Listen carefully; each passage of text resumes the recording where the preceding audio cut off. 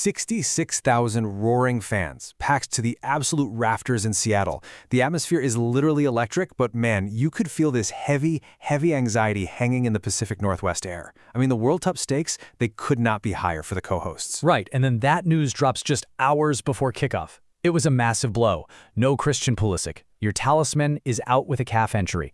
So suddenly there's this intense pressure on the squad to prove, that they're more than just a one-man show. Do you crumble without your star, or do you step up? Exactly. And tonight, right under those bright lights, a completely new American hero stepped into the spotlight.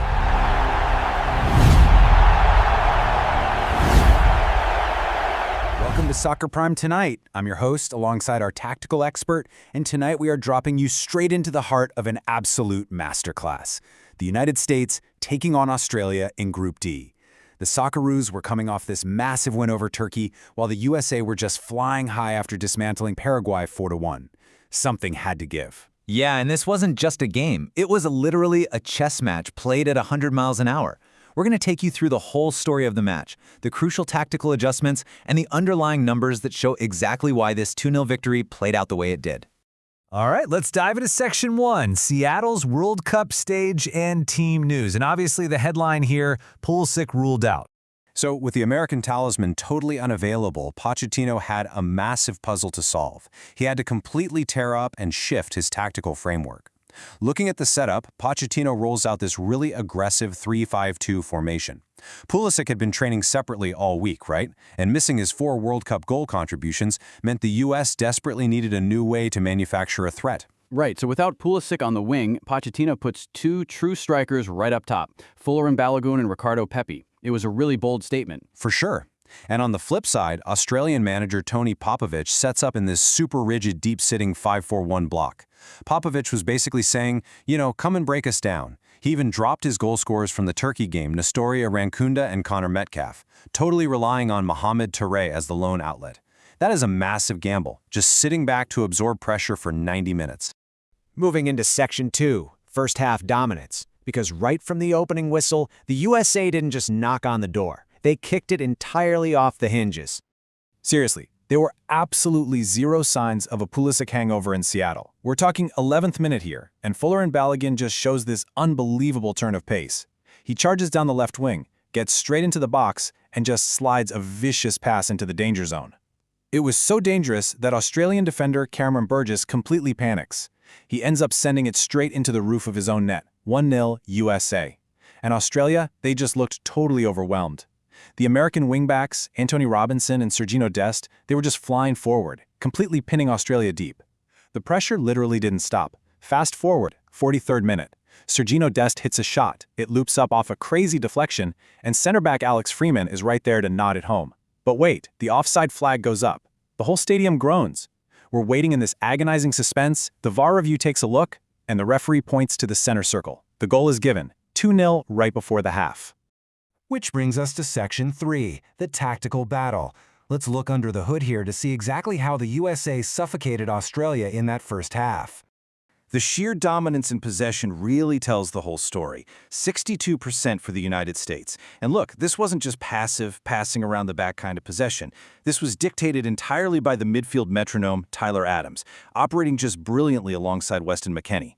Adams was an absolute boss out there tonight. Literally every single time Australia tried to clear their lines or, launch a counterattack, Adams or McKennie were right there to snap into a tackle, win the duel, and instantly restart the American attack. Australia was completely starved of the ball. They managed an overall pass accuracy of just 71% compared to the USA's 85%. But the real story is how that possession actually translated into a direct threat. The USA generated 1.08 expected goals, outshooting Australia 10-5. Australia's rigid 5-4-1 block, it ultimately failed because they just couldn't stop the ball from entering their penalty area. I mean, the USA had 20 touches in the opposition box. Right, and Australia managed only 0.35 xG for the entire match. They created 0 big chances. The American defensive structure completely neutralized them. So that takes us to Section 4. Second half standstill. Down 2-0, Australia clearly had to do something drastic to mount any sort of comeback. And Tony Popovich didn't waste any time at all. Right at the 46th minute, he makes a desperate triple substitution. Jason Guerrero comes on for the struggling Cameron Burgess. Connor Metcalf replaces Nishan Velupillay, and Nestori Irankunda comes on for Mohamed Toure. He essentially just threw his Turkey match winners right onto the pitch, trying desperately to flip the momentum and find a spark. Yeah, it was a very clear signal of intent. That Australian dressing room must have been incredibly tense at halftime, and these subs meant they were finally going to take the handbrake off and go for it. But Mauricio Pochettino is a brilliant tactician, and he saw exactly what was coming. Host B's in-game management was honestly surgical tonight. Get this, the USA managed only one single shot in the entire second half, adding a microscopic 0.1 to their expected goals. Why? Simply because they didn't need to attack. Pochettino adjusted the team to just sit back, protect the lead, and lock down the game entirely. It was a complete defensive standstill. Australia definitely enjoyed a lot more possession in the second half, but it was entirely toothless. They were allowed to have the ball in non-dangerous areas, while the American backline just flawlessly locked them down to just 3 really low-danger efforts.